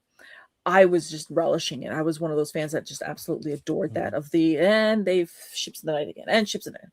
But honestly, my favorite episode, my favorite scene, ever was them miming back and forth. And to Gadget's point, if you can see the Doctor Who Confidential, which was the running after during a lot of the RTD kind of run, Doctor Who Confidential, which still is actually, is the behind the scenes kind of making of little that would be, you see more on YouTube and stuff like that, but it's more of the making of an episode. So see if you can find the Doctor Who Confidential of Partners in Crime. And they even bring up during the script, during the reading, Catherine Tate brings up the fact that it just says she mimes, this. And it's just, I'm sorry, what? I'm doing what now? And just, yeah. Do your thing. So it really showed you how much RTD put his faith in her as a comedian to go, all right, you've got this little porthole right here. It's actually more like this. And we're going to have you. And she's like, here I am typing, searching the internet was her doing this, the internet. And all of it then would go right back to Tennant, just like, what are you doing over there? And this is before really, again, it's 2008. You didn't have necessarily closed captions that were any good on televisions, if you had them at all. So to really trust your audience to go, okay, we're going to have a very long scene and hope that everyone's going to get it. And for me, that they were both of them were extremely articulate with mouthing what the words were. For somebody that it's absolutely it's lip reading. But if you were an actual lip reader, you're probably like, what the heck's going on? But at least for novices, you could at least figure out, there was enough context clues with no sound, and you're only seeing this and Murray Gold's music in the background helping punctuate the funny notes and the funny beats. But at the very end, having Mrs. Foster, having her kind of going, are we interrupting? And that just both of them looking at each other like, that's the vaudeville. They still run. Yeah, I want to actually, people might not know this, but if you're blind or visually impaired, we were very lucky in the episode because the audio description people tell you absolutely everything that they're supposed to be saying. So if it's difficult for anyone to follow that, and especially if you have BBC iPlayer, just turn on the audio description and it will tell you everything they're saying, which is great. But yeah, they didn't leave us hanging with that. And she looks like she's on the Love Boat with that circle. I was just because it looks like a little porthole. And I mean, and that whole scene we have the picture in there. I think we have it. Yeah, it's most likely. I know at one point that was one I wanted to paint. You sure? Because I sent them all. I sent over 100. No, you sent them all, but there was the two, for a better term, the quote. They're all leaning down for some odd reason, but that's okay. Really? Yeah, I'll try to see if I can find it. And see if you can find another photo, Christian, that you did already show before, which has launched one heck of a meme, and that's the one I sent over. Yeah, see the little porthole. But go ahead. This particular episode also launched a meme, and that was David Tennant with his hands on top of a cubicle wall, jumping over and going, ha! That I don't know if he says hello, I can't remember, but that's that's one. That was usually you see this photo that's got some impact white text with a thick black background outline behind it that's saying something funny. This is the episode that if you've ever seen this photo and you've never seen Doctor Who, this is the episode it's from. This is why everyone's kind of sees this one. But no, this particular episode for me, this is one of my perfect 10 episodes because I find it just so thoroughly enjoyable. It's one, as Christian had mentioned earlier, that this is for me if you've never watched Doctor Who, watch Doctor Who. This should give you enough you know. Well, I was going to ask Candyman if these numbers were real because they actually posted people's names and everything. So it did come through, or is that the one you found? I just quickly put this up, but this is my favorite moment right here of that whole Yeah, conversation. that one I was trying to find. And that's the scene just before that they realize, we've been caught. Mm-hmm. She's like, I was gonna go. Yeah, because I sent Christian this one with everybody's names, and there's actually a melody on. Look at that. And I want to know if those numbers were real, because I didn't know they could do that back then. If it actually comes through, I'm trying to get it to come through. Let's see if I can get it. Gadget, can you mean send numbers? It's like, it's telephone numbers. Yeah. 020 020 020. Yeah, that's probably just random. 020 is a London number, Oh, okay. but it's probably fake numbers. In the United States, if you're making up a number, that's why they all start with 555 because it's not a real area code as well. I was wondering if it was something like that, but 020 is a real London area code. Yeah, it was originally was it's me. 0207 and 0208. 0207 was inner London and 0208 is outer London. But the rest of the numbers are probably made up. Mm-hmm. Oh, and for those after if you're now noticing that there's now 5 of us, James had a hard stop at as we were filming this about 19 minutes ago. So yes, James had become adipose. So he had to jump out real quick. You can follow him real quick on oh goodness, Geek to Me Radio. Geek to Me Radio. Thank you so very much. Oh, sorry, I didn't know. I wish I would have let him go before me. You can find James. Ta-da. So yeah, so as we kind of started with Christian and worked our way around, it just kind of everyone's rating just kind of got a little bit better. Yeah, mine for me in this episode, this is a perfect 10. This is my. Yes, there's issues with it, but I let them slide, and I just love the heck out of this duo. This is my favorite duo, as much as I used to be, and kind of still am a little bit of Dr. Rose shipper. I prefer my doctors not having romance. I really just love the brother sister kind of feel, that sibling rivalry, that mate with me. No, you're not going to mate with me, mate. That's kind of, and always being, as much as the doctor is going to be the first person in a room to say how brilliant he is, how smart he is. He's the smartest person in the room. Blah, blah, blah. There's Donna Noble, just taking him down a peg to say, no. It's just giving him the loving humiliation to go, I need you to deflate your ego. Reality. We need to actually go through this. We need to get through this room with your big head. Let's go. But yeah, Christian, are there any? Did any of our little viewers or chatters, as we're doing this live? Oh yeah, what was there? We had some ratings there. First of all, I'm just ready to say I just hear procrastinating going to the store, and I give it a 9 because 8.5 is taken, and it's one of my favorites. So there you go. Yes. Rose Kirby, right, folks, partners in crime. I give it a 9 out of 10. Dan Holyfield, I give it an 8 because it was really good, but not perfect. And I think that's it's still high marks. Yeah, it's not meant to be it's not meant to be Vincent and the Doctor. It's not meant to. But you have that good balance of something that will eventually evolve into like the Fires of Pompeii. You know, when the relationship starts to like really compress and they're starting to be challenged, because what's eventually going to come at the end of the season, spoiler, is going to really challenge their friendship to, the extreme, because the universe is at stake. So Dan, I give it an 8 because it was real. I'm sorry.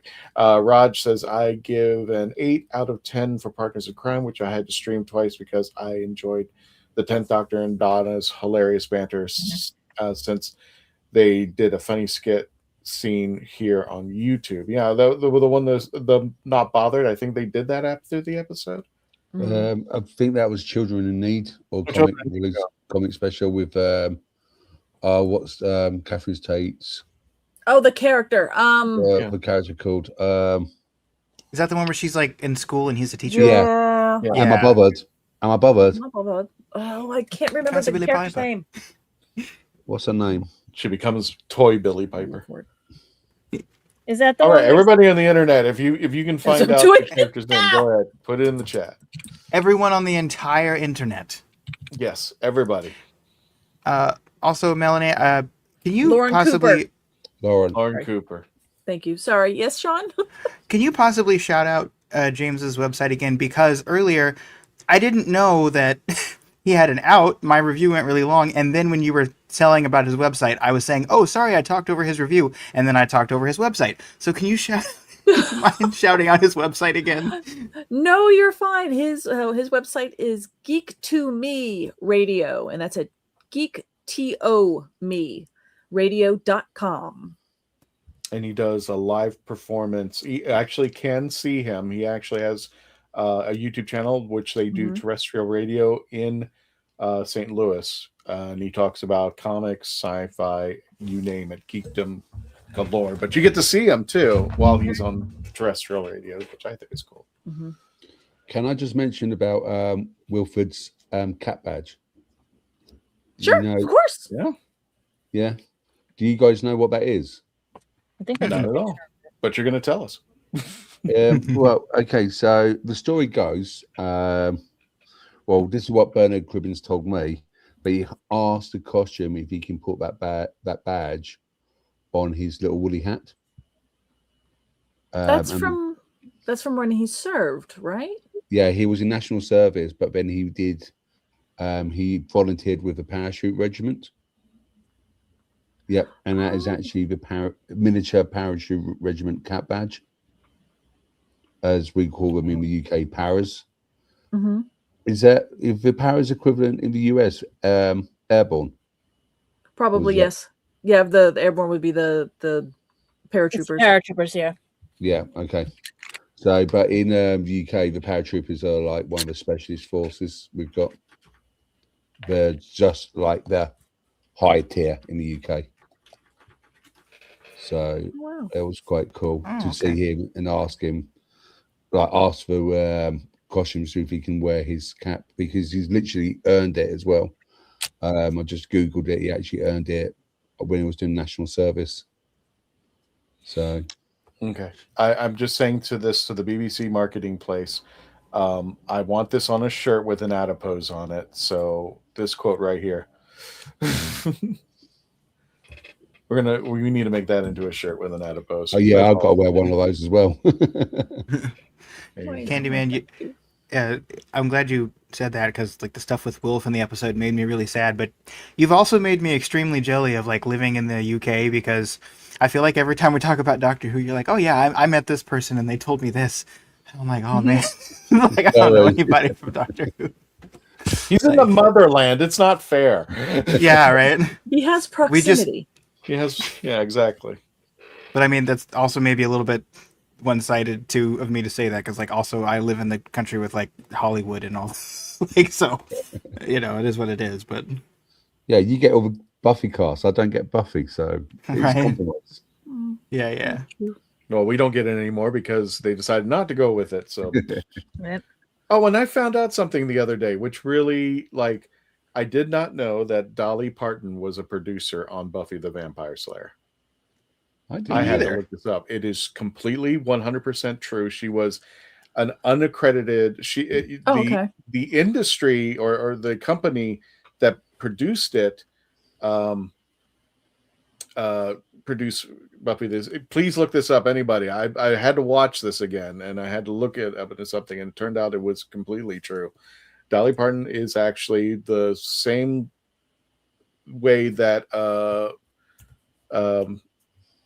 Lucille Ball was to Star Trek.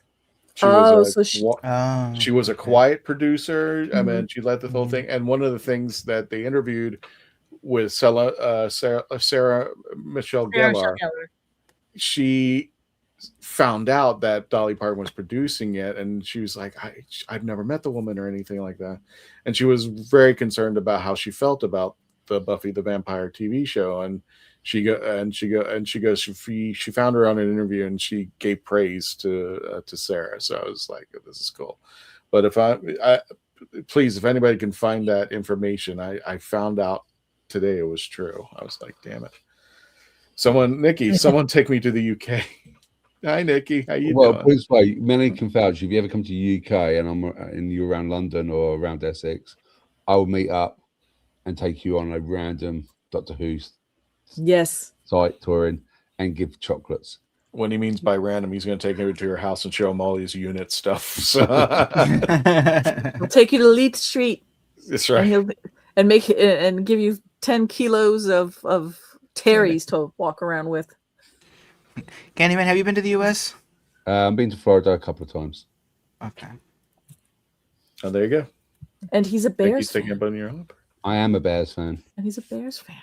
Makes no sense. I'm the only one of the only English guys who actually prefers American football over soccer. Yeah. Don't talk about soccer, football. Go. Yeah. We're on lockdown June 11th here in New York. I think Nikki lives in Florida. I think Nikki, I met you. Did I meet you at MegaCon? I think I met you at MegaCon. I'm 99% sure. Speaking of MegaCon, we want to thank everybody who has supported us, watched us. Of course, we just crossed the 4 millionth view in our 5 years of existence. And now we've hit another goal, which is just incredible. There it is. 120,000 of you want to hang around us, and we really thank each and every one of you. I can live with that. So, yes, with our next stop being 200,000. Or we should say, realistically, 150. When do they send you the jacket, Christian? Because I know they send people jackets at a certain point. I didn't know it was a jacket. I know the buttons. I just found out about the jackets. Yeah. I just know the red. I think the red button is 1 million. I'm like, yeah, whatever. Yeah. I'll be dead. Yeah. There's an insane one that's like 50 million or 100 million. Yeah, there's some 100 million subs. I told you to send it back and get a blue button. I know, right? Just paint it. I just get painted. Yeah, just have somebody. 100. If we hit 150K this year, I mean, we could totally do that, and that would be so badass. All I'm saying is, I think the official Doctor Who YouTube channel is like 4.5 million. Mm-hmm. So we're getting close. Yeah. Yeah. I'll be doing this out of a wheelchair, but we'll get very close. But we're like a big Doctor Who pod.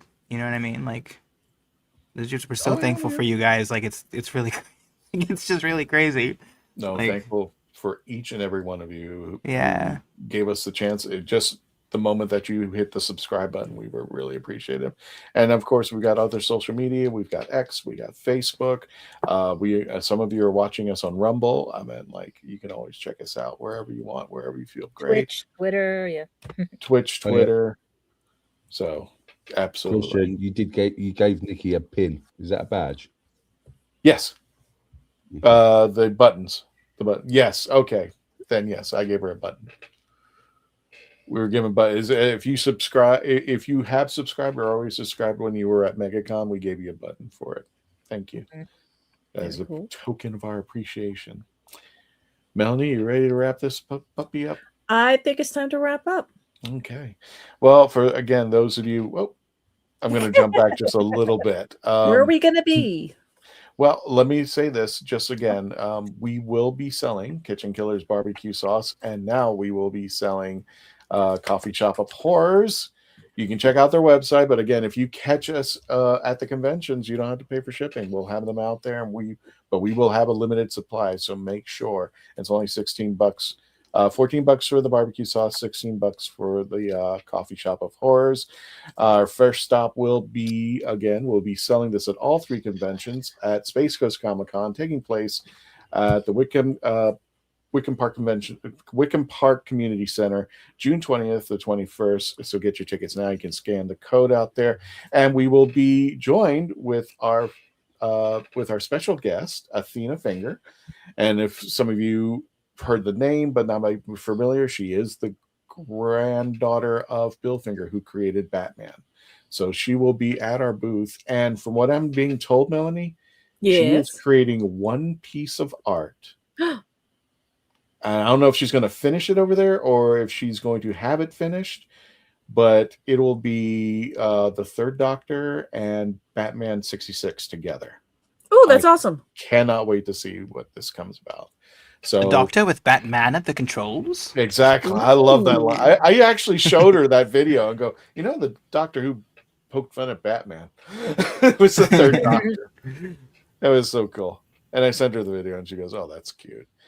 And our next stop after that will be, for the very first time, Epicverse, located okay, hang on one second. Let me get that location. I apologize. And that's a Friday and Saturday. It's a Friday and Saturday, just let people know. So it's not Saturday and Sunday.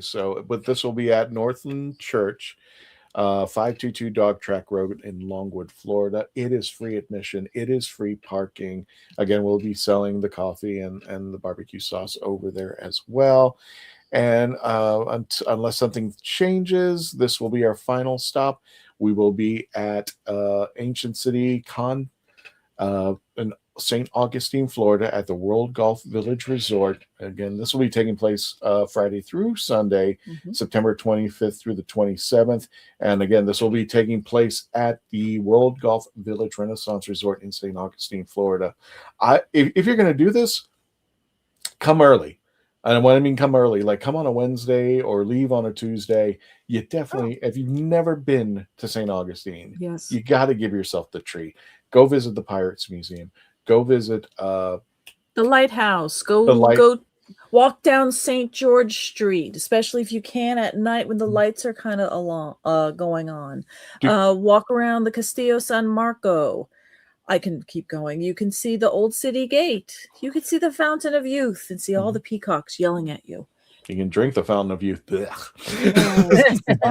sweet sulfury water. Cleansed. Young. And do a also, ghost tour. Do a ghost tour. And I highly recommend the Ripley's ghost tour. Because I love the way they do it. They do it as not like just a ghost tour. You're going over here and somebody died here. So no, they do it like a private investigation. So you're going around, and there were actually 2 deaths that took place over at Ripley's, believe it or not, when it was a hotel at one point. So, but ancientcity.com, con.com, get your tickets now. And that is it as far as where we'll be going. Did you see what Raj said about the t-shirt, or were you, Christian, in the chats? I did not. For the free t-shirt, you do, Christian, you have to check out your emails from them. If you have about 100,000 subs, according to, I'll give it a shot. Maybe they sent you the other email too, Christian, that one that we've been waiting on. Yeah, possibly. It takes forever, that one. I remember I had to get Dave that email, and it took it says we'll have it done in a week, and it was like 2 weeks later. I'm just like, good grief. So Nikki says, I love their coffee, the best. I miss their location in Lake County. Right. Nikki, if you come over to Space Coast or to the Oviedo, to the church in August, we'll be selling it out there. And I said, it's cheaper than anything you'll get in a theme park. So just by stopping by us, you get it. And if I could brew some and sorry, I was just thinking about like their location in at Lake County, the Mont Verde, the Claremont one. My favorite thing in the world was their coffee floats. Or German coffee, so it was iced coffee with a scoop of ice cream instead of creamer. It was amazing. Sorry. She's gonna be Melanie's just following me around the conventions, just drinking coffee. Just somebody eating the beans. And Nikki continues and says, "Stay at the Kenwood Inn, best ever." Yeah, I stayed there once in St. Augustine. That it was. If you're going to stay there, do a bed. I'm going to encourage you to stay at the resort because that's where the convention's at. Yes, but you got to treat yourself to a after you stay at the resort, exactly, or you're going to now spend the weekend at in St. Augustine proper. Cordova is amazing too. I mean, that's a fancy schmancy one. But any of the Airbnb, any of the actual bed and breakfasts in or around George Street, dude, it's amazing. Road trip, let's go. Oh, Hippo! We got to do the Hippo bars. The Hippo bars. They make the fresh not the ice cream bars, but the popsicles. Oh, yeah. The Hippo. See, I was always a Kilwins person. Oh, what? Because I would like start Hippo. at one end of George Street and go to Kilwins, and it'd be so bloody hot that by the time I finished and died, I'd get to the next Kilwins and get more ice cream. They had. Then I'd need a shot because I have a lot of this attached to me. But I know the doctor says don't eat pears, but they used to have pears, and it was the most tastiest popsicle I've ever had. I think it was what's Hippos? Hippos is a Like popsicle Hippolitas or stand. something like They that. make them Popsicle. fresh, and it's a local thing. Okay. It's like all these Different types of eclectic fruit popsicles. Yeah, it's mostly popsicles. fruit, some floury stuff, but really delicious. I haven't had a bad experience over at Hippos. I mean, I if love it's what- popsicle, it's possible. Sorry. But it's It's very tasty. Anyway, I'm giving Sorry. too many plugs so people aren't supporting us right now. So, Columbia. They'll still come in and support us. yes. And I want to give Melanie props. This is her first time hosting in a while, and I just got off work and I was like, Melanie, can you host? I can't do this. So thank you. so Literally. much. Yeah. Yeah, I was like, I haven't done this in a while. I was like, yeah, I'll be here to pick it up. Help you. Thank you, Melanie. Thank you so much. Just So without your might. just putting on the shoes again. It's little at first thought, I don't know if I could do that. Okay, we're doing this. Let's go. So hopefully everybody you were okay with me being over here. appreciate next it. time. You did great. Oh, thank you very much. So Melanie, you want to wrap this up, or would you like me to wrap it up? You could wrap it up because all I would say is, go for it. You got it there. Well, of course, Melanie, where can they find you? In Pieces of Melee, right? Exactly. You can find me at Pieces of Melee. Usually I'm going to be right here at the Legend of the Traveling TARDIS.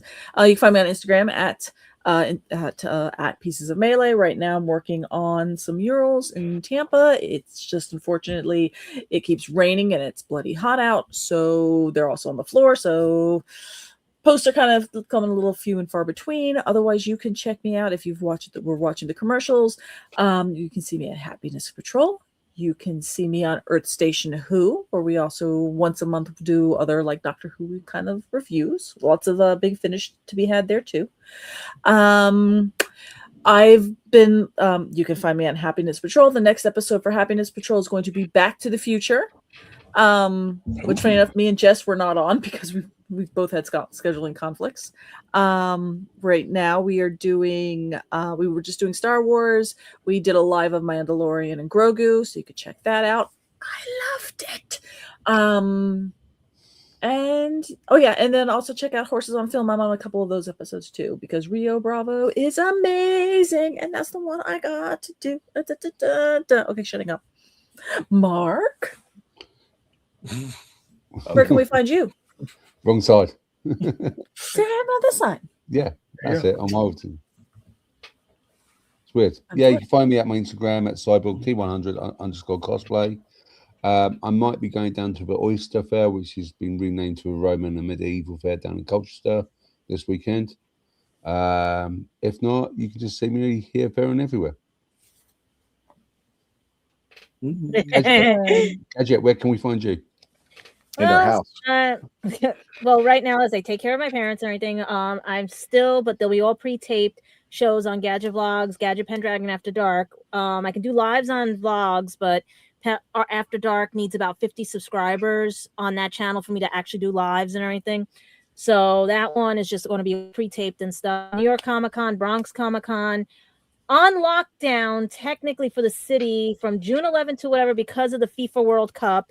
It's going to be Madhouse here in New York City and everything. They've even cut off certain blocks and everything in 42nd and all this other fun stuff just for the European football game. You can pick up the books on lulu.com and everything. I'm going to try to have, when they go to their conventions, discount codes for you guys so that you can get these books cheaper and stuff. And let's see what else. I'm working on other conventions and I'm praying that I get my New York Comic-Con tickets because it is the 20th anniversary of New York Comic-Con and they're having the Coney Island theme. So I'm praying some Men in Black characters come with some chocolate milk because that was the theme in Men in Black 3 Coney Island and stuff. So I'm working on a lot of things. Also, a lot of things in secret because I learned my lesson about telling people about things. So that you'll know about them when you see them.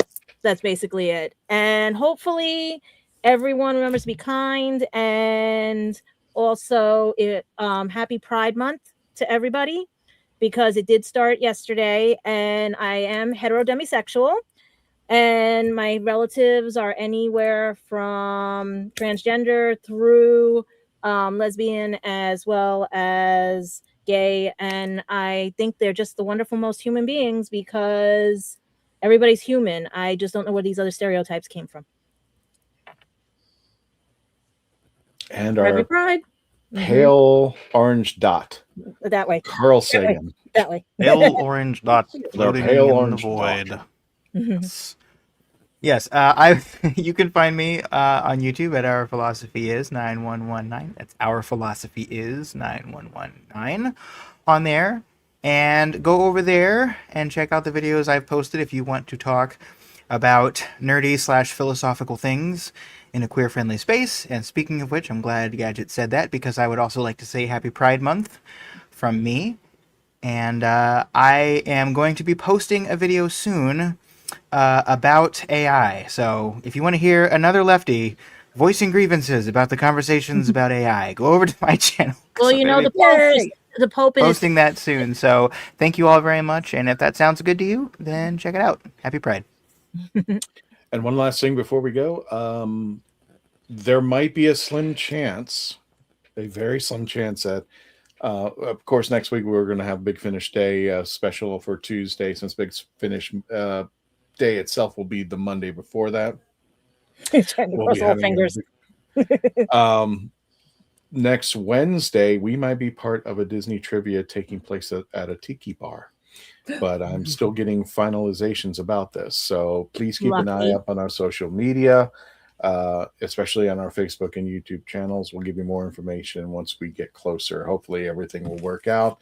If not, then just ignore what I just said the last 5 seconds. So there you go. Other than that, that's it, folks. Thank you so much for joining us. Don't forget to like, share, subscribe. And again, thank you for all 120,000 of you for subscribing to us and watching us 4 million times. We are very, very, very happy for you being here. We thank you all. For those of you who joined us from day one, to those of you who probably just signed up just 5 minutes ago and saying, hey, what's this all about? To our friends like Nikki, who we met over at MegaCon. Guys, thank you so much for joining us. We'll see you next week. And with that, we'll see you until the next adventure. Tony, take us out. Good night, Simon. I'm waving goodbye at Simon. Good night, Simon. Oh, that's so cute. It's waving.